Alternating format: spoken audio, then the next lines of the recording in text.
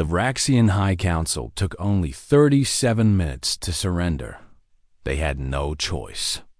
Their military was shattered. Their communication networks were destroyed. Human warships surrounded their homeworld in numbers they could not hope to match. For the first time in 2 centuries, the Dominion faced an enemy that could actually destroy them. Admiral Sullivan appeared before the High Council via transmission. She did not gloat. She did not threaten. She simply presented humanity's terms with the calm precision of someone stating obvious facts. The Vraxian Dominion would release all enslaved species immediately. Every prisoner from every conquered world would be freed and given the choice to return home or seek refuge elsewhere. The Dominion would dismantle its conquest fleet. They could maintain defensive vessels for their own systems, but would never again possess the capability to attack others. The Dominion would pay reparations to humanity for the attack on Sentinel-7. These funds would support the families of the fallen and rebuild the destroyed. Outpost. The Dominion would never again approach human space or threaten human interests anywhere in the galaxy. The High Council accepted every term. They had spent centuries believing themselves invincible. They had crushed 12 species and enslaved billions. They had grown so accustomed to victory that they had forgotten what defeat looked like. Now they knew. 2 weeks later, the survivors of Sentinel-7 returned to Earth. The transport ship descended through blue skies toward Geneva, where crowds had gathered to welcome them home. Danny Shaw stood at the viewport, watching the planet grow larger. Beside him, Dr. Kevin Park and Yara Costa watched in silence. "I never thought I would see this again," Park said quietly. Shaw nodded. There had been moments in that Vraxian cell when hope seemed impossible, when the walls closed in and the future looked like nothing but endless captivity. But they had survived because they had each other, and because Earth had not forgotten them. The transport landed to the sound of cheering crowds. The 17 survivors walked down the ramp in the sunlight, blinking at the brightness after weeks in dim prison corridors. Families rushed forward to embrace loved ones. Tears flowed freely as people reunited after fearing they would never see each other again. Shaw found himself standing alone for a moment, watching the reunions around him. His own family lived across the country and would meet him later. For now, he simply absorbed the reality that he was home. President Catherine Moore approached him. She was smaller in person than she appeared in broadcasts, but her presence commanded attention. She offered her hand. "Lieutenant Shaw, on behalf of all humanity, welcome home." He shook her hand. "Thank you, Madam President, for everything. You kept your people together under impossible circumstances. You showed our enemy what humans are made of. The thanks belong to you." Shaw shook his head. "Commander Bennett deserves the credit. She bought us time with her life. She made sure the message got through to Earth." Moore nodded solemnly. "Her sacrifice will never be forgotten. I promise you that." The memorial service was held 3 days later. It took place in the central plaza of Geneva, under open sky and bright sun. Representatives from every nation on Earth attended. Billions more watched through broadcasts that reached every human settlement in the galaxy. The names of the fallen were read aloud. 26 who died in the initial attack. Sergeant Cole Harrison, who succumbed to wounds during transport. Commander Laura Bennett, who stood against impossible odds to protect her crew. Shaw gave testimony before the assembled leaders and citizens. He spoke of the attack, the capture, the weeks of imprisonment. He described how his fellow prisoners had supported each other through the darkest moments. He honored those who had not survived. "Commander Bennett told us once that leadership means putting your people first," Shaw said. She lived those words until her final breath. She died so that 17 of us could have a chance. And because of her sacrifice, Earth heard our call. He paused, struggling to maintain composure. I do not know if I will ever understand the scale of what humanity accomplished in our rescue. I only know that when we needed help, our people came. They came with everything they had. They tore apart an empire because 43 of us were murdered and 17 of us were taken. Shaw looked out at the crowd. That is what it means to be human. We do not forget our own. President Moore took the stage next. She addressed not just the crowd in Geneva, but the galaxy itself. Her words would be transmitted to every civilization that cared to listen. The Vraxian Dominion believed they could attack humanity without consequence. Moore began. They saw one small outpost at the edge of our space and assumed we were weak. They killed our citizens and took our people prisoner, expecting us to accept our loss in silence. Her voice carried quiet strength. They were wrong. Not because humanity is violent or aggressive. Not because we seek conquest or domination. They were wrong because they failed to understand what drives us. She gestured toward the survivors seated in the front row. Every human life has value beyond measure. Every person we lose diminishes us all. When the Vraxians attacked Sentinel-7, they did not simply destroy a research station. They took mothers and fathers, sons and daughters, friends and colleagues. They took people who mattered. Moore's expression hardened slightly. We did not respond with anger, though we felt it. We did not respond with vengeance, though some wanted it. We responded with purpose. We said to the galaxy, "These are our people, and we will bring them home." She paused. Let every civilization hear this message clearly. Humanity does not seek conflict. We wish to live in peace with all species. We trade, we explore, we share knowledge, we build friendships across the stars. Her voice rose. But if you harm our people, we will come for you. Not next year. Not someday. We will come with everything we have. And we will not stop until our people are safe and those who hurt them understand the cost of their actions. The crowd erupted in applause that lasted for minutes. In the weeks that followed, the galaxy changed. The Vraxian Dominion released 6 billion enslaved beings from 12 different species. These people returned to homeworlds they had never seen or rebuilt lives on new planets that welcomed them. The empire that had terrorized a quarter of the galaxy collapsed into a shadow of its former self. Other powers took notice.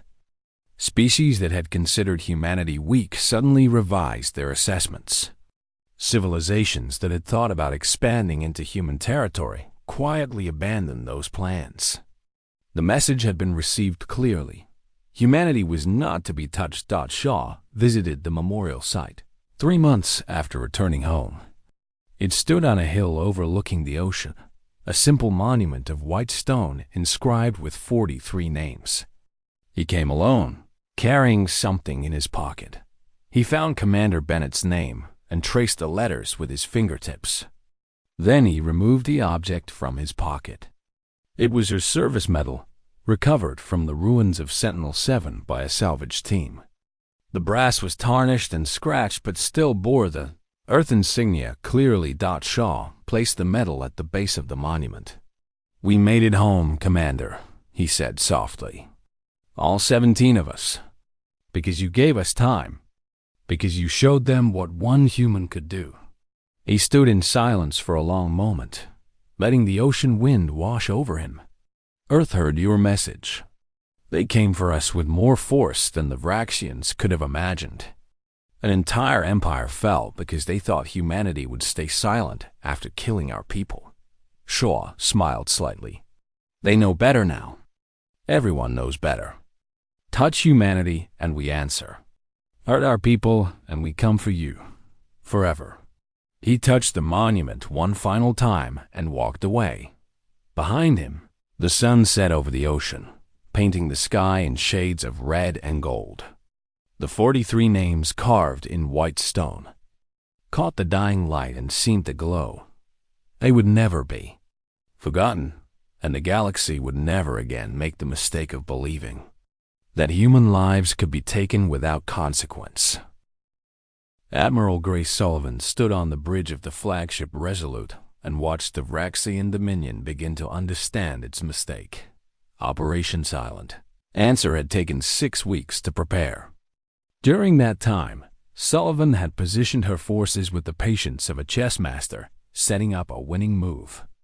Intelligence teams had mapped every Vraxian military installation, every fleet position, every communication relay. Nothing had been left to chance. The attack began at precisely the same moment across 17 Vraxian systems. Sullivan had divided her hidden fleet into strike groups, each assigned to a specific target. They arrived simultaneously, emerging from faster-than-light travel with weapons already armed. The Vraxians had no time to warn each other. Their command networks went silent before they could send a single distress signal. On the bridge of the Resolute, Sullivan received reports from across the combat zone. Vraxian defense stations destroyed. Enemy fleets engaged and overwhelmed. Communication hubs eliminated. In less than an hour, the Dominion's ability to coordinate. A response had been completely crippled, but Sullivan's attention remained. Focused on one objective above all others. The prison station. Orbiting Vraxis Prime, Captain Elena Vance commanded the assault carrier Defiance. She was 41 years old, with red hair tied back and green eyes that showed no fear. Her ship led the strike force assigned to rescue the 17 human survivors. Nothing else mattered to her except bringing them home. All fighters launch, Vance ordered.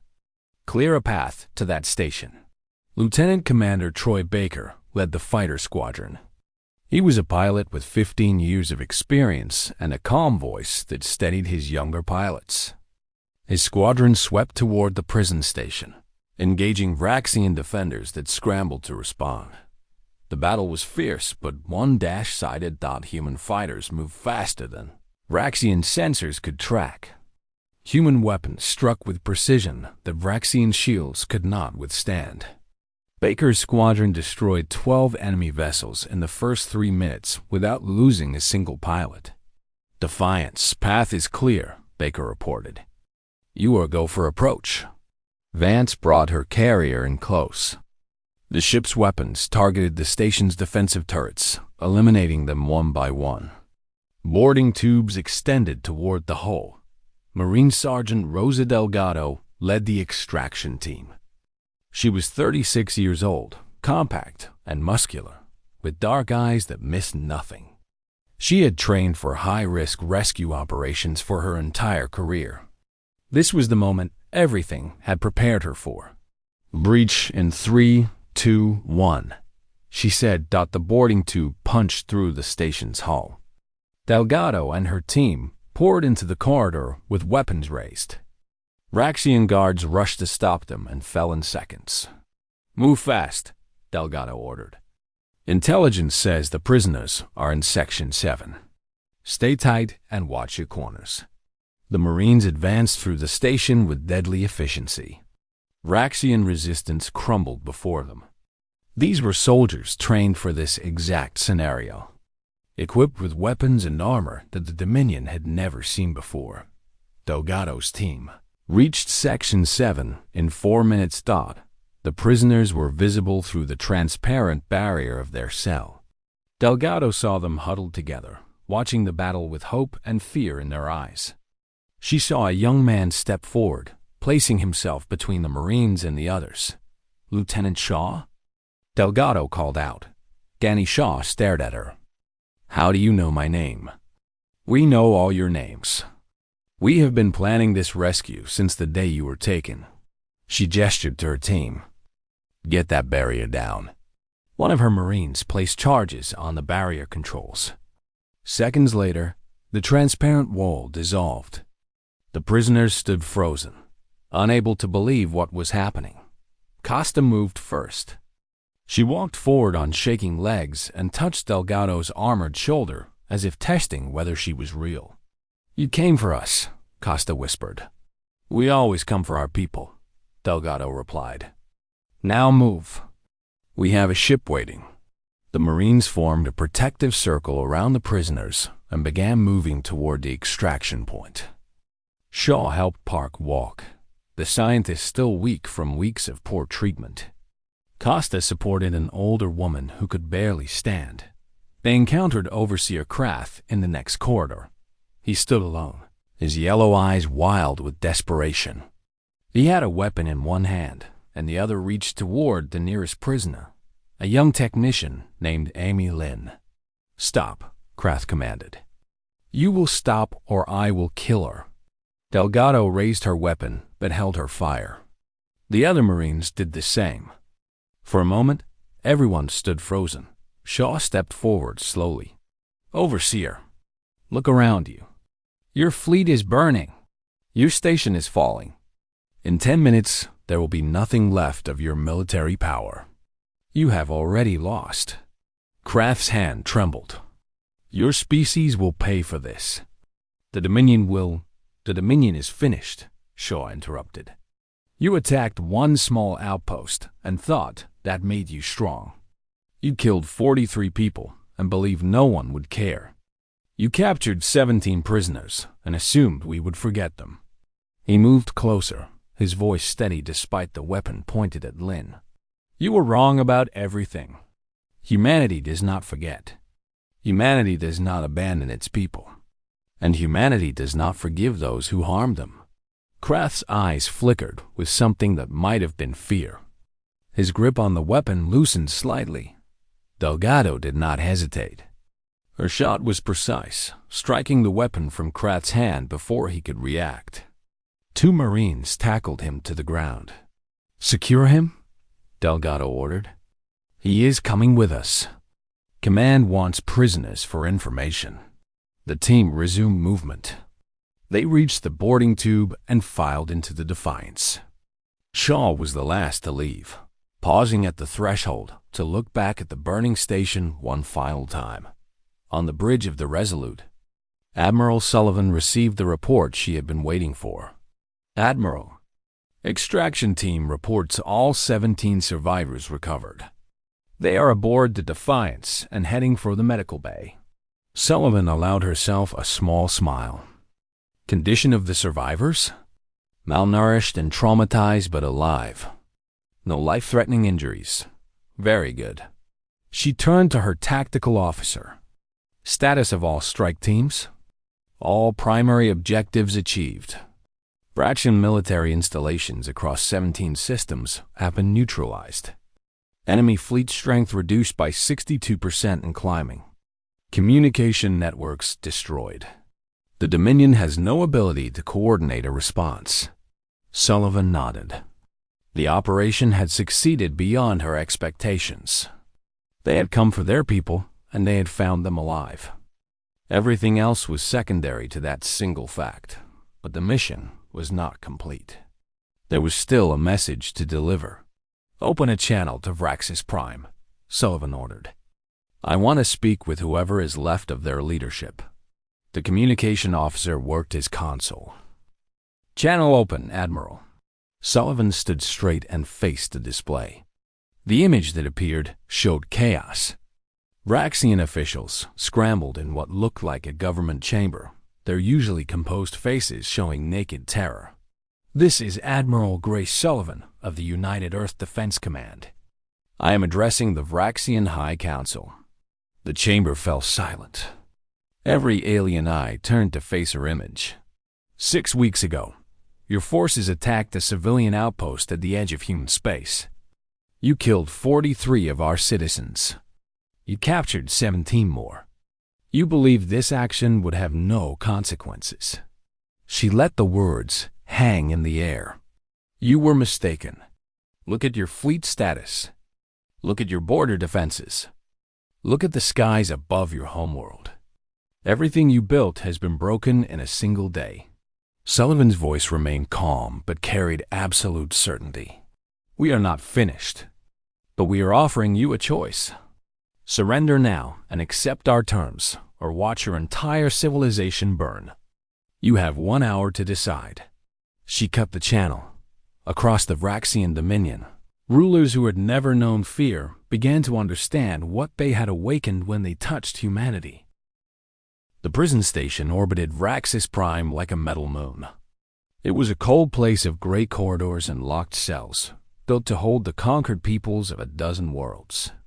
The Vraxians called it the Collection because that was how they saw their prisoners. Not as people, not as beings with lives and families and hopes, just objects to be studied and used. The 17 human survivors had been there for 6 weeks.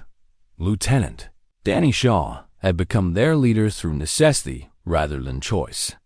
He was 29 years old, an engineer who had come to Sentinel-7 to maintain the mining equipment. He had never expected to lead anyone. But Commander Bennett was dead, and Sergeant Harrison had died of his wounds during the transport. And someone had to keep the group together. Shaw did his best. The Vraxians had placed all 17 humans in a single large cell. At first, Shaw thought this was mercy. Later, he realized they simply did not care enough to separate them. Humans were curiosities, nothing more. Specimens from a primitive species that had been foolish enough to resist. Dr. Kevin Park sat in the corner of the cell most days, his eyes distant and haunted. He had watched Commander Bennett die. He had seen colleagues he worked with for years get blown into space. The trauma had broken something inside him. But slowly, day by day, his scientific mind began working again. He started observing their captors, noting their routines, memorizing details about their technology. The guards change every 6 hours, Park whispered to Shaw one evening. They scan our cell, but they do not enter. Their weapons have a slight delay between shots, maybe half a second. Shaw nodded. He did not know if this information would ever matter, but gathering it gave Park purpose. And purpose kept people alive. Yara Costa was a civilian botanist who had grown vegetables in the station greenhouse. She was 34 years old, with kind eyes and gentle hands that had spent years coaxing plants to grow in hostile soil. Now she used those hands to tend wounds and comfort the frightened. She became the heart of the group while Shaw was its head. "We need to eat," Costa said one morning, looking at the thin rations the Vraxians provided. "Even if the food tastes terrible, we need our strength." She divided the portions carefully, making sure everyone received their share. When younger members of the group could not stomach the alien food, she sat with them and helped them choke it down. Overseer Krath visited the cell regularly. He was tall even for a Vraxian, with gray-scaled skin and yellow eyes that held nothing but contempt. He walked slowly along the transparent barrier that separated him from the humans, studying them like animals in a zoo. "Your species confuses me," Krath said during one visit. "You are clearly primitive. Your technology is inferior. Your bodies are fragile. Yet you continue to survive." Shaw stepped forward to face him. "Humans are stubborn that way. Stubborn." Krath made a sound that might have been laughter. "Is that what you call it? We call it foolishness. Your commander chose death rather than surrender. Where's the logic in that? She chose to protect her people, and now she is dead and her people are in chains. A poor trait." Shaw felt anger burning in his chest but kept his voice steady. "What do you want from us?" "Information. Understanding. My superiors wish to know if your species poses any threat to the Dominion." Krath's yellow eyes studied Shaw carefully. "I have told them you do not. 43 dead, 17 captured, 1 small outpost erased. Your government will protest through diplomatic channels and then forget. That is what weak species do." Shaw said nothing. He had no idea what Earth was doing. For all he knew, Krath was right that the interrogations began the next day. Vraxian methods were brutal but surprisingly ineffective against humans. They used pain and fear and isolation, techniques that had broken countless species before. But humans were different in ways the Vraxians did not understand. They brought in prisoners one at a time and demanded information about Earth's defenses, military strength, and strategic locations. The prisoners gave nothing useful, not because they had been trained to resist interrogation, but because most of them simply did not know military secrets. They were scientists and engineers and technicians, not soldiers.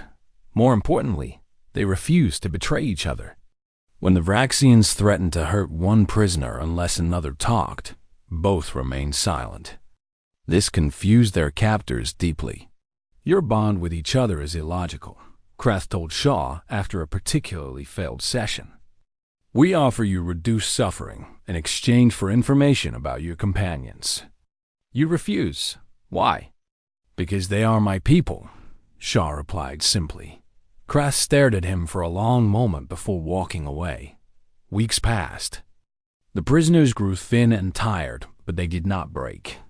They supported each other through the dark hours, sharing memories of home, talking about families and friends, keeping hope alive through whispered words. Costa organized quiet activities to maintain morale. She had people teach skills to each other, share stories, even exercise in the limited space of their cell. Park continued his observations, building a mental map of the station's layout and routines. "Something is happening," Park said one evening, his voice barely audible. "The guards are nervous. I have seen officers rushing through the corridors. Something has changed." Shaw had noticed it too. The Vraxians seemed distracted, their usual arrogance replaced by something that almost looked like confusion. Krath appeared at their cell later that night. He stood silently for a long time before speaking. "Our border stations have gone silent," he said finally. "Scout ships sent to investigate have not returned. Command believes it is technical failure." He looked at Shaw with those yellow eyes. "I am beginning to wonder if we underestimated your species." Shaw kept his face neutral, even as his heart began racing. "What do you mean?" "Nothing. Probably nothing." But Krath did not sound convinced. The next morning, Costa was standing near the transparent barrier when she stopped suddenly. Her eyes went wide. Her hands began to tremble. "Danny," she whispered. "Look." Shaw moved to her side and followed her gaze to the window at the end of the corridor. Through it, he could see the stars of Vraxian space. And among those stars, new lights were appearing. Ships. Dozens of ships. Hundreds of ships. Human ships. They emerged from faster-than-light travel in perfect formation, surrounding the prison station in every direction. Their hulls were marked with the blue and white insignia of Earth. Their weapons were already charging. Shaw felt tears forming in his eyes. He had hoped. They had all hoped. But he had never truly believed that rescue would come. Around him, the other prisoners pressed against the barrier, staring at the impossible sight. Some wept openly. Others laughed. Costa grabbed Shaw's arm so hard it hurt. "They came for us," she said, her voice breaking. "They actually came for us." Alarms began screaming throughout the station. Vraxian soldiers ran in every direction, their earlier arrogance replaced by panic. Krath stood frozen in the corridor, staring at the human fleet with an expression of pure disbelief. Shaw smiled at him through the barrier. "You were saying something about weak species?" The first human missiles struck the station's defensive systems. The rescue had begun. The message traveled for 3 weeks across the void of space. It passed through relay stations and communication buoys, hopping from one system to another until it finally reached its destination. When it arrived at United Earth Defense Command headquarters in Geneva, the world changed forever. Admiral Grace Sullivan was 58 years old.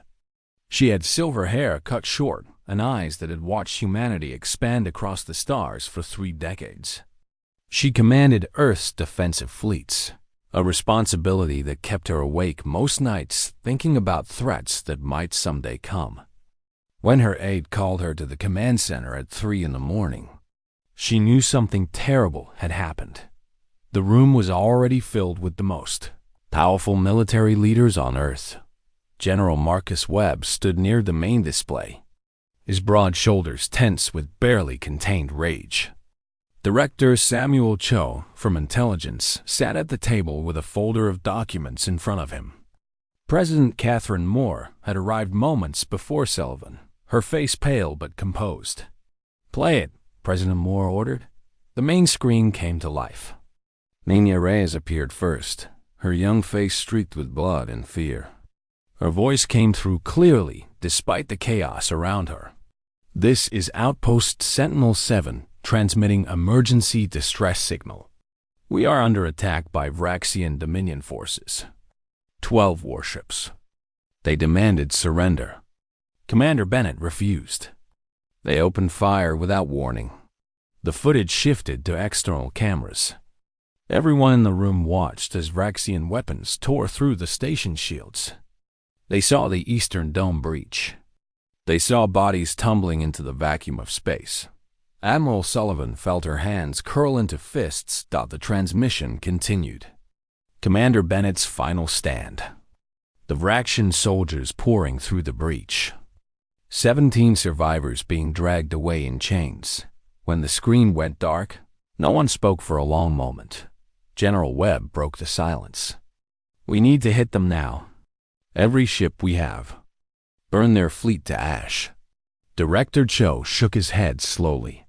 "We need information first. We know almost nothing about the Vraxian Dominion. We know they murdered our people. Yes, and if we charge in blindly, more of our people will die." Admiral Sullivan stepped forward.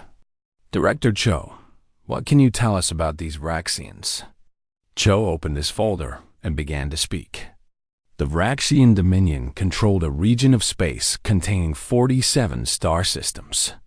They had conquered 12 different species over the past 2 centuries. Their military was large and experienced. They used slave labor from conquered populations to fuel their economy. They viewed all other species as inferior and treated them accordingly. Their standard practice is simple, Cho explained. They identify a target, they attack without negotiation. They enslave the survivors, and they strip the conquered world of resources. They have never encountered meaningful resistance. President Moore leaned forward. "What happens to species that fight back?" Cho met her eyes. "There are no records of any species successfully resisting the Vraxian Dominion. 3 species attempted organized military resistance over the past century. All 3 were exterminated completely. The Vraxians do not accept surrender after resistance begins. They believe it sends the wrong message to other potential victims." The room fell silent again. Admiral Sullivan understood what Cho was telling them. If humanity responded with force, the Vraxians would try to destroy them completely. There could be no half measures, no limited strikes, no proportional response. "What are our options?" President Moore asked. General Webb spoke immediately. "We mobilize everything. Full offensive. Hit them before they can prepare. And if we lose?" Cho asked. "We will not lose. You cannot guarantee that." Sullivan raised her hand for quiet. Both men stopped talking. She walked to the display and pulled up a star map showing Vraxian territory. "The general is right that we must respond with force," she said. "Anything less will be seen as weakness. But Director Cho is also right that we cannot act blindly." She began marking locations on the map. "I have spent my career preparing for a moment like this. Not specifically the Vraxians, but a hostile power that underestimates humanity. We have assets that the galactic community knows nothing about." President Moore raised an eyebrow. "Explain." Sullivan took a deep breath. What she was about to reveal was classified at the highest levels. Only a handful of people in the government knew the truth about humanity's military capabilities. For the past 40 years, Earth has maintained a public fleet of defensive vessels.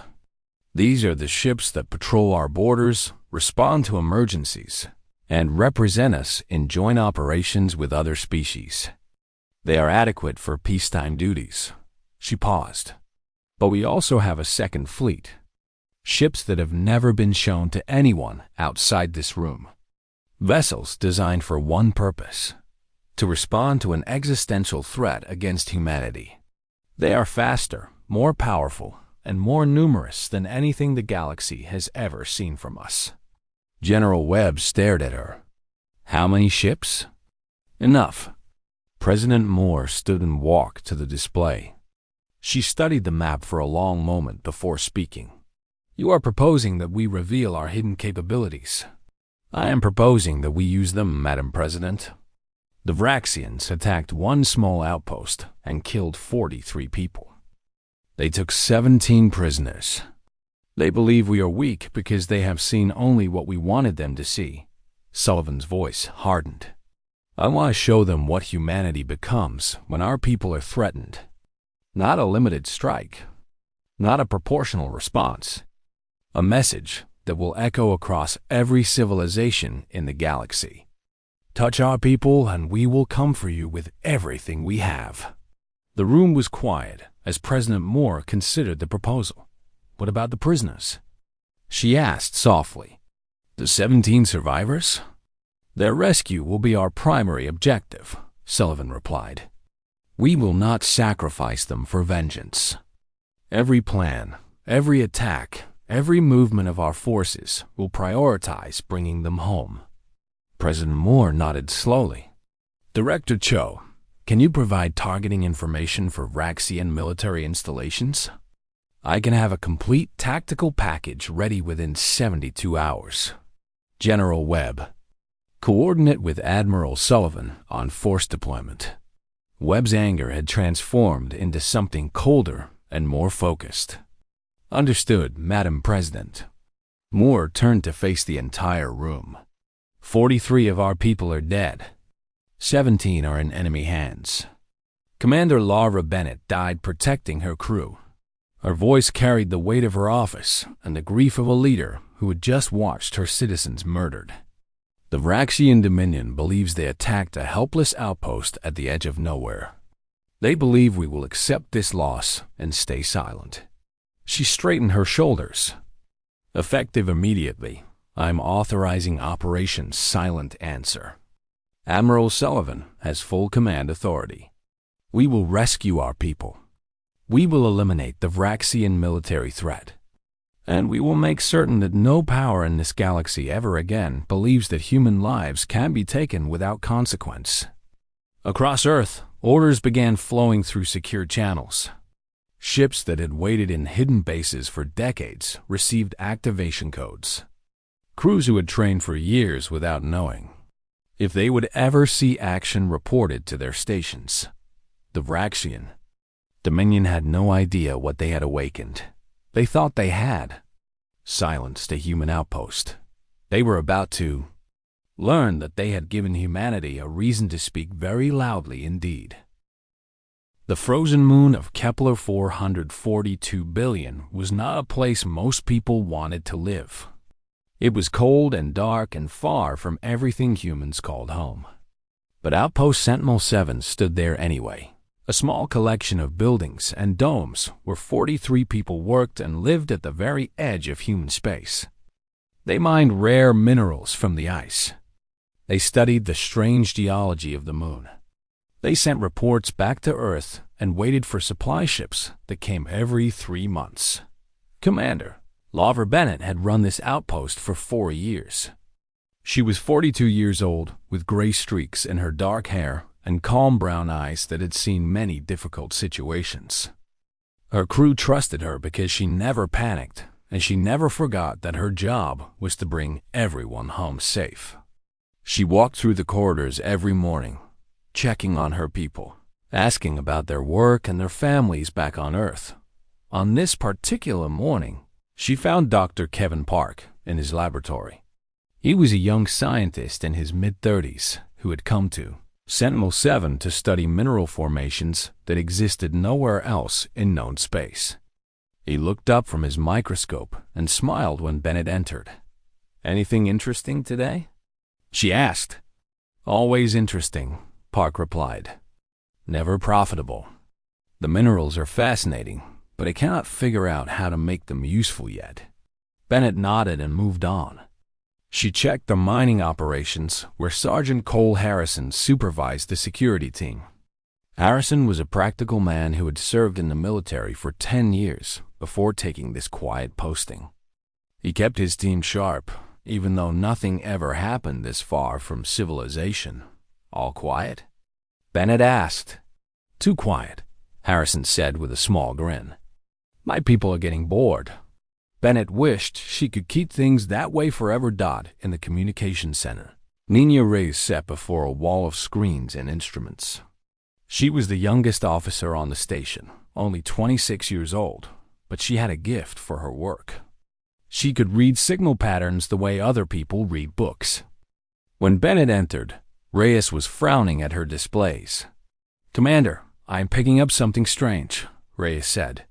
What kind of strange? Signals at the edge of our sensor range. Multiple sources moving information. Bennett leaned over to look at the screens. She saw dots moving slowly toward their position. Ships, definitely. But whose ships? Could be unregistered traders, Bennett said. Or a survey team that wandered off course. Maybe, Reyes replied, but her voice carried doubt. Bennett ordered increased monitoring and returned to her duties. She told herself not to worry. Ships passed through this region sometimes. There was no reason to assume danger. 3 hours later, the ships revealed themselves. They dropped out of faster-than-light travel close enough for Sentinel-7 sensors to identify them clearly. 12 vessels of alien design covered in sharp angles and dark metal. They moved with the precision of a military fleet. Reyes pulled up everything the database had on the ship configuration. The results made her blood run cold. Commander, these are Vraxian warships. Bennett had heard of the Vraxian Dominion. Everyone had.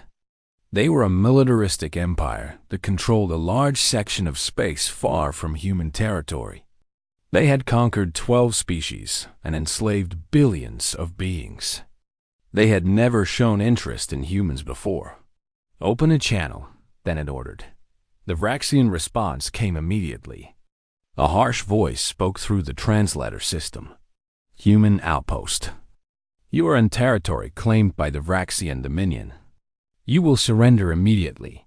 You will transfer all resources and personnel to our custody. Resistance will result in destruction. Bennett felt her heart pounding, but kept her voice steady. This is Commander Lara, Bennett of Outpost Sentinel-7. This moon is under human jurisdiction, according to galactic charter agreements. We have no quarrel with the Vraxian Dominion. Please identify your authority for this claim. The response was cold. The Vraxian Dominion does not recognize primitive species agreements. You have 100 of your time units to comply. Bennett turned to Reyes. Send a distress signal to Earth. Priority 1. Include our coordinates, full sensor data on these ships, and visual recording of all communications. Yes, Commander. Bennett activated the station-wide alarm. Her voice echoed through every corridor. All personnel to emergency stations. This is not a drill. Security teams, arm yourselves and prepare for possible boarding. All civilians to the central shelter. Sergeant Harrison arrived at her side within minutes. How bad? 12 Vraxian warships. They want us to surrender. Harrison's face hardened. Our defenses can barely handle pirates. Against military vessels, we have no chance. I know, Bennett said, but I will not hand my people over to slavers. She opened the channel again. Vraxian fleet, this is Commander Bennett. We decline your demands. We are a civilian research and mining station. We pose no threat to you. Please withdraw and allow us to contact our government for proper diplomatic discussions. The Vraxian commander laughed.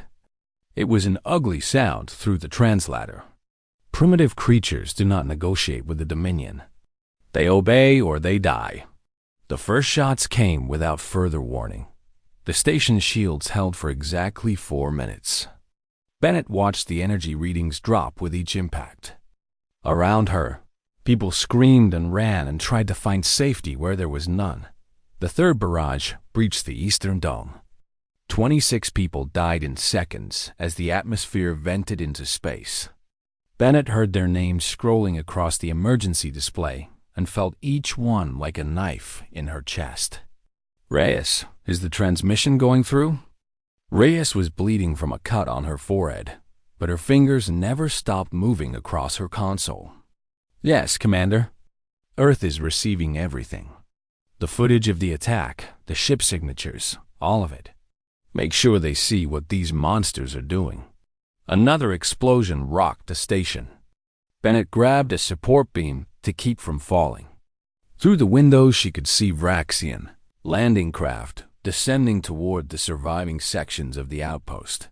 Harrison grabbed her arm. Commander, we need to get you to the shelter. No, get the survivors together. Protect the civilians. Bennett looked around at the destruction, at the bodies, at the fires burning where her home used to be. I will buy you time. Lavra, please. She smiled at him, using his first name for the first time. Cole, make sure Nina finishes that transmission. Make sure Earth knows what happened here. Promise me. He stared at her for a long moment, then nodded. I promise. Bennett picked up a weapon from a fallen security officer and moved toward the breach, where Vraxian soldiers were already pouring through. She was not a soldier. She was a station commander who had spent her career keeping people safe.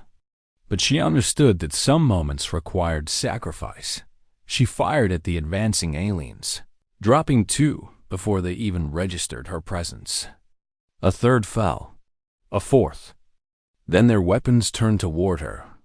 The last thing Laura Bennett saw was the flash of Vraxian gunfire. The last thing she felt was peace, knowing her people had a chance because she gave them time dot in the communication center. Nina Reyes completed the transmission. Every second of footage, every death, every detail of the Vraxian attack streamed across the void toward Earth. The 17 survivors huddled in the central shelter as Vraxian soldiers tore through the station. They were captured within the hour, bound and loaded onto alien ships like cargo as the Vraxian fleet departed, leaving the burning ruins of Sentinel-7 behind. None of them understood what they had done. They had killed 43 humans and thought nothing of it. They had taken 17 prisoners and considered them worthless. Curiosities. They had sent a message to Earth and believed humanity too weak to respond. They were wrong about everything.